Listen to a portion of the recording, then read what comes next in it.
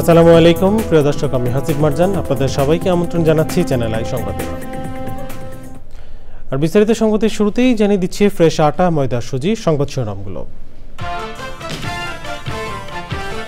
ইরানে মার্কিন হামলা বাস্তব ও আসন্ন, ওয়াশিংটনের বার্তা। ইস্পাহানে নাতানজ পরমাণু স্থাপনায় আবারও ইসরায়েলের হামলা।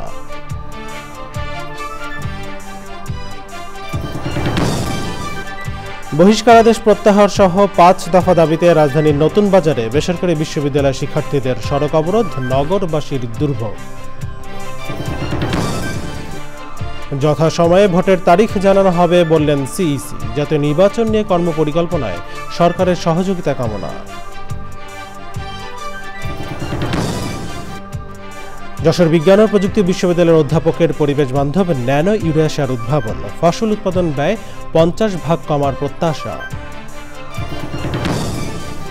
এবং বৃষ্টিবাধায় ড্রয়ের পথে গল টেস্ট। পঞ্চম দিনে শ্রীলঙ্কার বিপক্ষে বাংলাদেশের 247 রানের লিড।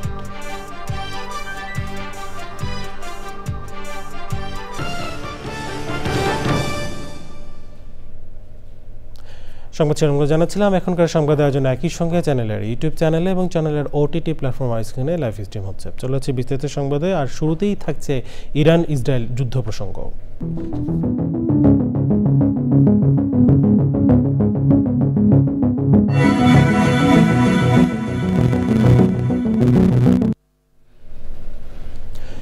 ইরান ইসরায়েল পাল্টাপাল্টি হামলা চলছে।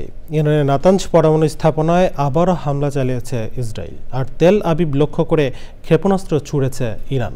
ইসরায়েলি নাগরিকদের যুদ্ধ মোকাবেলায় প্রস্তুত থাকতে বলেছে দেশটির সেনাবাহিনী। ওয়াশিংটনে মার্কিন কর্মকর্তাদের সঙ্গে বৈঠকের পর জেনেভায় গিয়ে ইরানের পররাষ্ট্রমন্ত্রীকে ব্রিটিশ পররাষ্ট্রমন্ত্রী জানিয়েছেন, যুক্তরাষ্ট্রের সামরিক অভিযানের হুমকি বাস্তব বা আসন্ন, তবে আলোচনার পথ এখনও খোলা। ইরান ও ইসরায়েল থেকে নাগরিকদের সরিয়ে নিচ্ছে যুক্তরাষ্ট্র। বিস্তারিত জানাচ্ছেন জাকিয়া আক্তার। ইরান ইসরায়েল হামলা পাল্টা হামলার মধ্যে নিজ দেশের নাগরিকদের দীর্ঘমেয়াদী যুদ্ধের জন্য প্রস্তুত হতে বলেছে ইসরায়েল। শনিবার ভোরেও ইসরায়েলের দিকে কমপক্ষে 10টি ক্ষেপণাস্ত্র ছুড়েছে ইরান। ইরানের ক্ষেপণাস্ত্র হামলায় ক্ষতিগ্রস্ত একটি বিজ্ঞান ইনস্টিটিউট পরিদর্শন করতে গিয়ে ইসরায়েলি প্রধানমন্ত্রী বেন ইয়ামিন নেতানিয়াহু দীর্ঘমেয়াদী যুদ্ধের ইঙ্গিত দিয়েছেন। ইরানে আরও বড় পরিসরে হামলা চালাচ্ছে ইসরায়েল। ইসরায়েলি সামরিক বাহিনী আইডিএফ বিবৃতিতে জানায়, ইরানে নতুন করে হামলায় অংশ নিয়েছে 15টি যুদ্ধ বিমান। কেন্দ্রীয় শহর ইস্পাহানে বিস্ফোরণের ঘটনা ঘটেছে। হামলা হয়েছে নাতানজ পরমাণু স্থাপনাও। কোম শহরে একটি আবাসিক ভবনে হামলায় হতাহতের ঘটনা ঘটেছে। ইরানের দক্ষিণ পশ্চিমাঞ্চলীয় প্রদেশ খুজিস্তানে ইসরায়েলি গোয়েন্দা সংস্থা মোসাদের সাথে সম্পৃক্ততার অভিযোগে 54 জনকে গ্রেফতারের কথা জানিয়েছে কর্তৃপক্ষ। জাতিসংঘ নিরাপত্তা পরিষদের জরুরি বৈঠকে ইসরায়েলের সামরিক হামলার কঠোর সমালোচনা করেছে পাকিস্তান, চীন, রাশিয়া ও আলজেরিয়া। বৈঠকে ইরান ইসরায়েল সংঘাত বন্ধ ও সংকটের কূটনৈতিক সমাধানের আহ্বান জানানো হলেও কিভাবে এগোনো উচিত সে বিষয়ে পরিষদে কোনো ঐক্যমত্য পৌঁছাতে পারেনি। হামলা বন্ধ না হওয়া পর্যন্ত যুক্তরাষ্ট্রের সাথে পারমাণবিক আলোচনা বাতিল করেছে ইরান। ইরান ইসরায়েল সংঘাত বন্ধে কূটনৈতিক তৎপরতা চালাচ্ছে বিভিন্ন দেশ। জেনেভায় ইরানের সঙ্গে বৈঠক করেছেন ইউরোপের বিভিন্ন দেশের পররাষ্ট্রমন্ত্রীরা। আলোচনা চালিয়ে যেতে একমত হয়েছেন তারা। জাকিয়া আক্তার, চ্যানেল আই। এবং অন্যান্য সংবাদ। বিভিন্ন দাবিতে রাজধানীর নতুন বাজারে সড়ক অবরোধ করে বিক্ষোভ করছেন একটি বেসরকারি বিশ্ববিদ্যালয়ের শিক্ষার্থীরা। 26 শিক্ষার্থীর বহিষ্কারাদেশ প্রত্যাহার সহ 5 দফা দাবি জানাচ্ছেন তারা। নতুন বাজারে প্রগতি সরণি অবরোধ করে শিক্ষার্থীদের বিক্ষোভ চলায় ভোগান্তিতে পড়েছেন নগরবাসী। এনে জানতে শহীদুল্লাহ রাজুর কাছে যাচ্ছি, তিনি ঘটনাস্থলে আছেন। রাজু, শিক্ষার্থীদের সড়ক অবরোধের এখন কি অবস্থা আর নগরবাসীর ভোগান্তি নিয়ে আমাদের জানান।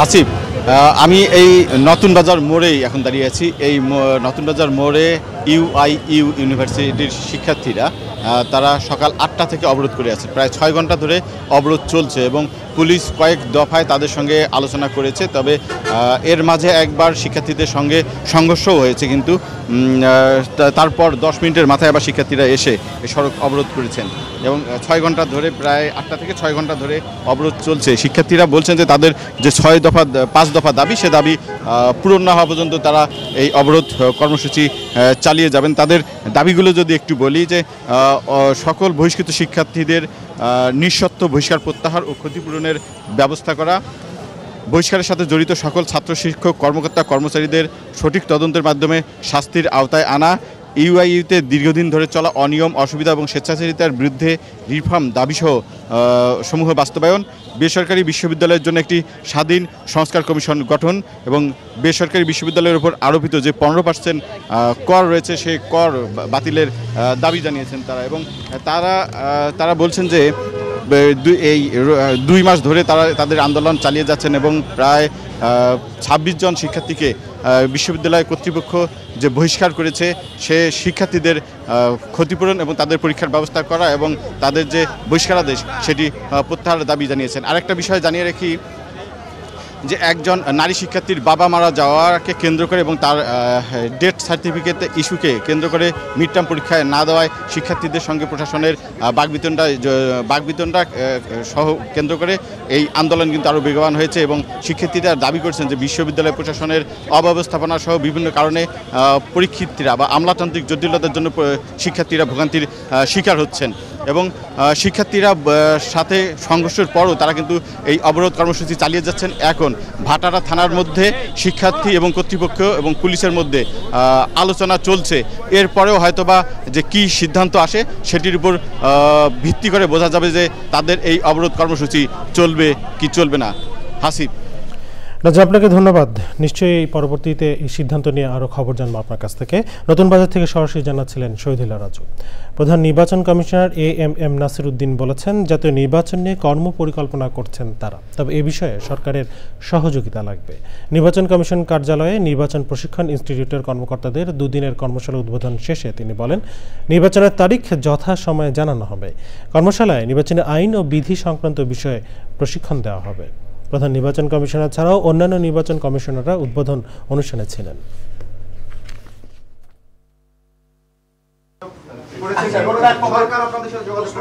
আমি রুটম্যাপ বলছি না, এটা আমরা আমাদের একটা কর্ম পরিকল্পনা করছি, সেটা তো অবশ্যই আছে। যে কোনো অফিসে তাদের একটা কর্ম পরিকল্পনা থাকবে না? তো এত বড় একটা নির্বাচন হবে, আমাদের তো নিজস্ব একটা পরিকল্পনা, এটা আমাদের ব্যবহারের জন্য। সরকারের সহযোগিতা নিয়েই তো আমাকে নির্বাচনটা করতে হবে। আমাকে আইনশৃঙ্খলা বাহিনীর সাহায্য নিতে হবে, সরকারি অফিসারদের সাহায্য নিতে হবে, প্রশাসনের সহযোগিতা নিতে হবে। সুতরাং সরকার এখানে মুখ্য একটা ভূমিকা রাখবে তো ইলেকশনের মধ্যে। এটা ছাড়া তো সম্ভব না, এটা তো সম্ভব না। গ্যাস সংকটের মধ্যে আমদানি করা এলএনজি খালাসে বিঘ্ন ঘটায় সংকট তীব্র হয়েছে। দেশের বিভিন্ন স্থানে কলকারখানা ঠিকমতো চলছে না। সিএনজি ফিলিং স্টেশনগুলোতে লম্বা লাইন, গ্যাস নেই বাসাবাড়িতেও। গ্যাস সংকটে নগরবাসীর ভোগান্তির কথা জানাচ্ছেন রফিকুল বাশা। গ্যাস সংকট যেন সঙ্গী হয়ে উঠেছে নগরবাসীর। শুধু আবাসিক নয়, শিল্প বাণিজ্য সব ক্ষেত্রেই সংকট বেড়েছে। জাতীয় সরবরাহ ব্যবস্থায় প্রায় 100 কোটি ঘনফুট গ্যাস সরবরাহ কম। আমদানি করা গ্যাস সরবরাহ ঠিকমতো না হওয়ায় সংকট বেড়েছে। বিভিন্ন এলাকায় গ্যাস সংকটে ভোগান্তিতে নগরবাসী। আজকে একটু গ্যাস আছে, কিন্তু প্রতিদিনই গ্যাস থাকে না।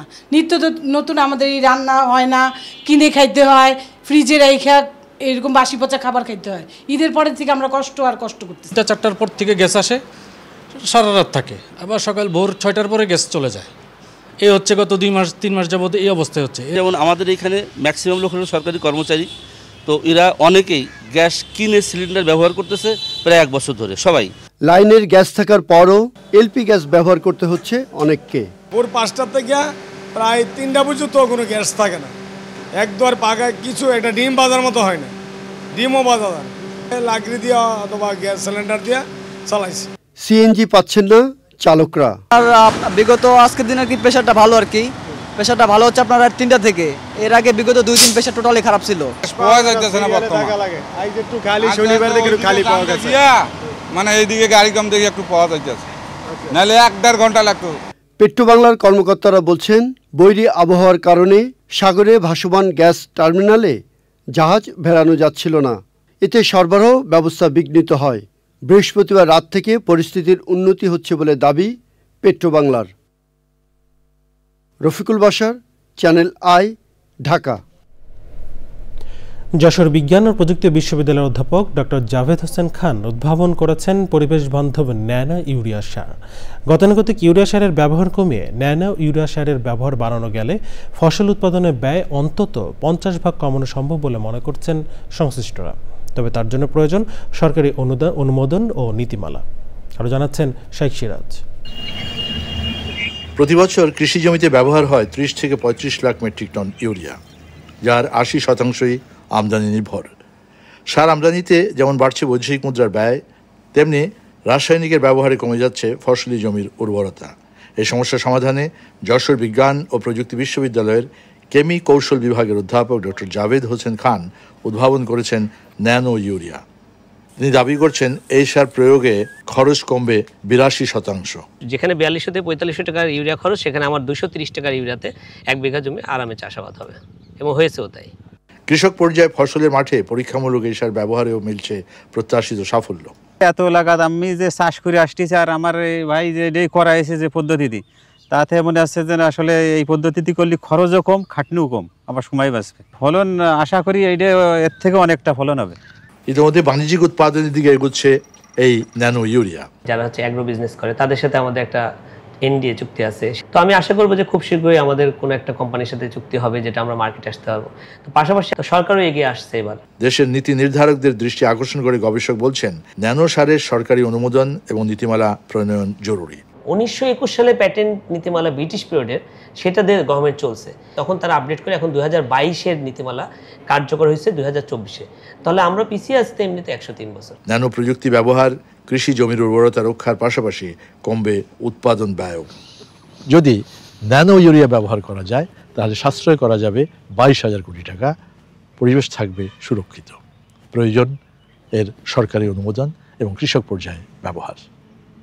যশোরের চরমনকাঠি থেকে শেখ সিরাজ, চ্যানেল আই। এ নিয়ে বিস্তারিত প্রতিবেদন প্রচার হবে আজ রাত 9টার সংবাদের পর হৃদয় মাটি ও মানুষ অনুষ্ঠানে। 10 জুলাইয়ের মধ্যে হাজিদের সৌদি আরব ত্যাগ করার নির্দেশ দিয়েছে সৌদি সরকার। হজ এজেন্সির কোটা না বাড়ানোর অনুরোধ করেছে বাংলাদেশ। এ বিষয়ে সৌদি মন্ত্রীর সঙ্গে বৈঠক করেছেন ধর্ম উপদেষ্টা। মক্কা থেকে রিপোর্ট করছেন এমওয়াই আলাউদ্দিন। সৌদি সরকারের পক্ষ থেকে গত বছরই জানানো হয়েছে 26 সনের হজে এজেন্সি প্রতি হজযাত্রী ন্যূনতম কোটা 2000। তবে কোটা না বাড়িয়ে পূর্বের নেই 1000 বহাল রাখতে সৌদি সরকারকে অনুরোধ করেছেন ধর্ম উপদেষ্টা। গতকাল জেদ্দায় সৌদি হজ ও উমরা ডেপুটি মিনিস্টার ইয়াহিয়া আল মানখারার সঙ্গে বৈঠকে তিনি এই অনুরোধ জানান। আগামী বছর 2026 সালেও যেন ওই 1000 কোটা বহাল রাখা হয়। আগে কথা ছিল যে 2026 সালে 2000 হয়। আমরা ওনাকে অনুরোধ করেছি যে এটা যেন 1000-এ রাখা হয়। তিনি বলেন সেটা আমরা বিবেচনা করব। এদিকে সৌদি সরকার 10 জুলাইয়ের মধ্যে হজ যাত্রীদেরকে সৌদি ত্যাগ করার নির্দেশনা দিয়েছে। ব্যর্থ হলে সংশ্লিষ্ট কোম্পানিকে গুনতে হবে 1 লাখ রিয়াল জরিমানা। আমরা অনুরোধ করব সমস্ত হজ যাত্রীরা যাতে পুনরায় মহরমের মধ্যে ফেরত যান। হজ করতে এসে হারিয়ে যাওয়া গাইবান্ধার আব্দুল আজিজকে এখনো খুঁজে পাওয়া যায়নি। ওজারাতুল হজ যেখানে কমপ্লেন দিলে হাজিদের 7 দিন ওরা খুঁজে দেয়, ওখানেও গেছি। আমরা আশা করি আমরা যেন হাজিটাকে খুঁজে পাই। এভাবে কখনো হোটেলে কখনো হাসপাতালে ঘুরে বেড়াচ্ছেন আব্দুল আজিজের খুঁজে, চেষ্টা করছেন আব্দুল আজিজকে সাথে নিয়ে দেশে ফেরার জন্য। সৌদি আরবের মক্কা থেকে এমওয়াই আলাউদ্দিন, চ্যানেল আই। এবারে বাংলাদেশ শ্রীলঙ্কা টেস্ট সিরিজ প্রসঙ্গ। এরপরে স্বাগত আর একবার চ্যানেল আই সংবাদে। ঝিনাইদহ যশোর মহাসড়ক 6 লেনে উন্নীতকরণের কাজ চলছে ধীর গতিতে। মূলত জমি অধিগ্রহণ এখনও সম্পন্ন না হয় প্রকল্পের কাজ পুরোদমে শুরু করা সম্ভব হয়নি। ভোগান্তিতে পড়েছেন সড়কে চলাচলকারীরা।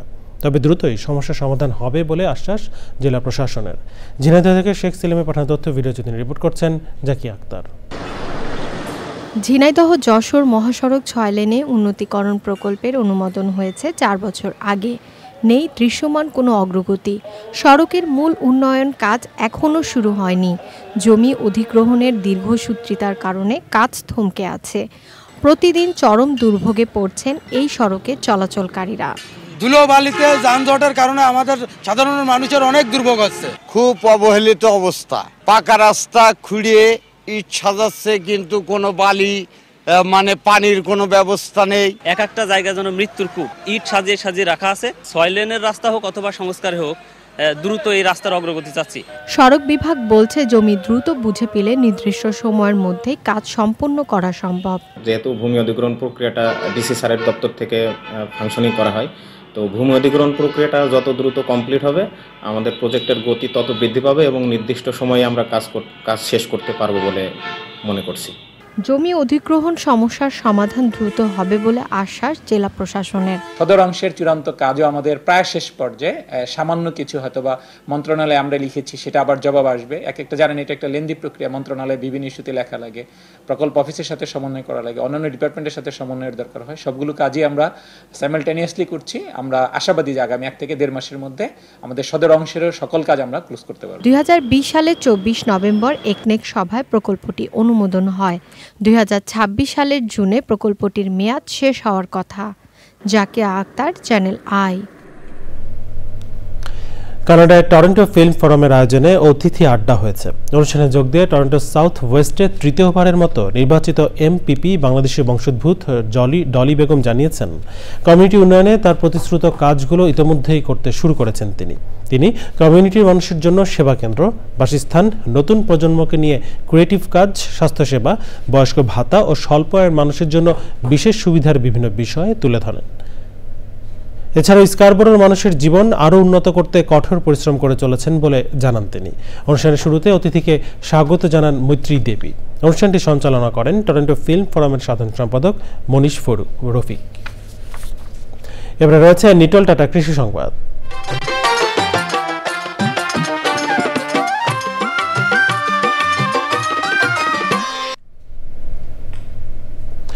নরসিংদীর পলাশে পরিত্যক্ত কলা গাছের মধ্যের দণ্ড এখন অনেকের জীবিকার উৎস হয়ে উঠেছে। সবজি হিসাবে বিক্রি হচ্ছে ঢাকা সহ দেশের বিভিন্ন স্থানে, সেই সাথে রপ্তানি হচ্ছে ইউরোপ ও মধ্যপ্রাচ্যের কয়েকটি দেশে। নরসিংদী থেকে সুমন রায়ের রিপোর্ট। ভৌগোলিক নিদর্শন বা জিআই পণ্য হিসেবে দেশব্যাপী নরসিংদীর অমৃত সাগর কলার নাম রয়েছে। বছরের পর বছর ধরে নরসিংদী সদর, পলাশ সহ প্রায় সবকটি উপজেলায় চাষাবাদ হয়ে থাকে কলা। এসব বাগান থেকে কলা বিক্রি করে জীবিকা উপার্জন করে থাকেন চাষিরা। কলা সংগ্রহের পর ওই পরিত্যক্ত কলা গাছ থেকে ভিন্ন উপার্জনের পথ বেছে নিয়েছে উপজেলার বেশ কয়েকটি পরিবার। কলা কাটতে নিলে গাছ পরে যে গাছটা থাকে এই গাছটা আমরা বাগান থেকে কাটতে সংগ্রহ করে আনি আমরা পিস করে ঢাকা কারণ বাজার পাঠাই। প্রতি পিস মনে করে আমার তো কিনে নেয় 6 টাকা পিস। ব্যতিক্রম এই ব্যবসা যুবকদের বেকারত্ব দূরীকরণে বিশেষ ভূমিকা রাখতে পারে বলে মনে করছেন স্থানীয়রা।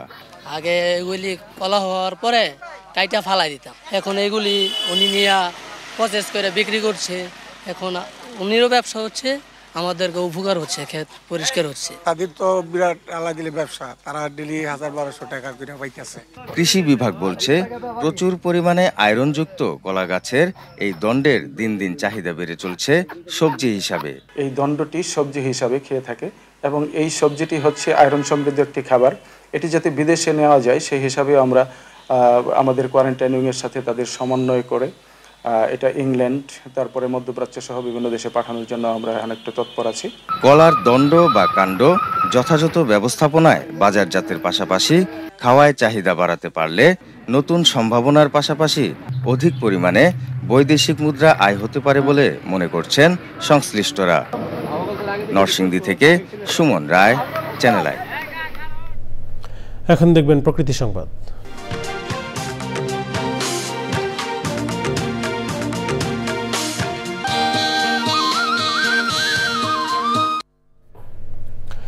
একসময় প্রমত্তা ময়ূর নদ আজ মৃতপ্রায়। প্রাকৃতিক ভারসাম্য রক্ষাকারী এই নদটি এখন পরিবেশ দূষণের অন্যতম উৎস। পরিস্থিতির উত্তরণে ময়ূর নদের তীরে সবুজায়নে বৃক্ষরোপণ করেছে প্রকৃত জীবন ক্লাব এবং বাংলাদেশ পরিবেশ আন্দোলন। প্রাণ প্রকৃতি রক্ষায় দখল ও দূষণমুক্ত ময়ূর নদ নিশ্চিতে সবাইকে এগিয়ে আসার আহ্বান পরিবেশপ্রেমীদের। রিপোর্ট করছেন দানিল সুজিত বোস। ময়ূর নদ উদাসীনতা আর অবহেলার এক নীরব সাক্ষী। খুলনাবাসীর জীবন প্রবাহের সঙ্গে ওতপ্রোতভাবে জড়িত এই নদ এখন দখল দূষণে ধুঁকতে থাকা ক্ষতচিহ্ন মাত্র। ঐতিহ্যবাহী এই নদ রক্ষার বার্তা ছড়াতে প্রকৃতি ও জীবন ক্লাব এবং বাংলাদেশ পরিবেশ আন্দোলনের প্রচারণা ও বৃক্ষরোপণ কর্মসূচি। পরিবেশ রক্ষার স্বার্থে অক্সিজেন আমাদের জরুরি। শুধু ময়ূর নদ না, আশেপাশের সব জায়গায় দূষণ হচ্ছে। এই দেশ আপনার আমার সকলে, আর এই দেশকে পরিষ্কার পরিচ্ছন্ন এবং পরিবেশ বান্ধব রাখার দায়িত্ব আপনার আমার সকলে। পরিবেশ প্রতিবেশ রক্ষায় ময়ূর নদ দখল ও দূষণমুক্ত করতে কার্যকর উদ্যোগের আহ্বান জানান পরিবেশবিদরা। আমাদের লক্ষ্যমাত্রা হচ্ছে এবছর খুলনাতে কমপক্ষে 5,000 বৃক্ষরোপণ করা গণজ ঔষধি। এই মাসব্যাপী এবং বর্ষাকাল ব্যাপী আমাদের এই কর্মসূচি কম বেশি চলমান থাকবে। জীবন জীবিকা রক্ষার পাশাপাশি আঞ্চলিক অর্থনীতি চাঙ্গা রাখতে পরিকল্পিতভাবে ময়ূর নদ খনন সহ সবুজায়নের আহ্বান সচেতন মহলের। যেখানে সেখানে ময়লা আবর্জনা বর্জ্য ফেলবেন না। Daniel Sujit Bose, channel I, Khulna. জানাবো খেলার খবর। সংবাদ শেষ করবো, তবে যাওয়ার আগে ফ্রেশ আটা ময়দা সুজি সংবাদ শিরোনামগুলো জানিয়ে দিচ্ছি আরো একবার। ইরানে মার্কিন হামলা বাস্তব ও আসন্ন, ওয়াশিংটনের বার্তা। ইস্পাহানে নাতানজ পরমাণু স্থাপনায় আবারও ইসরায়েলের হামলা।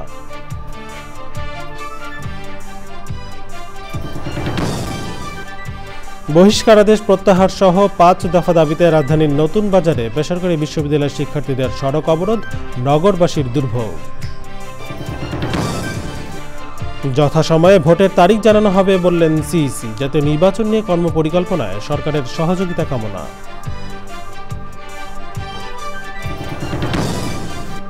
যশোর বিজ্ঞান ও প্রযুক্তি বিশ্ববিদ্যালয়ের অধ্যাপকের পরিবেশ বান্ধব ন্যানো ইউরিয়া সার উদ্ভাবন। ফসল উৎপাদন ব্যয় 50% কমার প্রত্যাশা। এবং বৃষ্টিবাধায় ড্রয়ের পথে গল টেস্ট। পঞ্চম দিনে শ্রীলঙ্কার বিপক্ষে বাংলাদেশের 247 রানের লিড।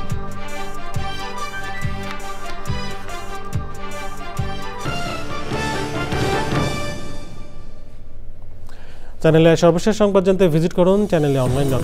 যুক্ত থাকুন আমাদের সোশ্যাল মিডিয়া প্ল্যাটফর্মগুলোর সাথে। এই ছিল চ্যানেলের সংবাদ এখন করার জন্য। এতক্ষণ সাথে থাকার জন্য ধন্যবাদ সবাইকে।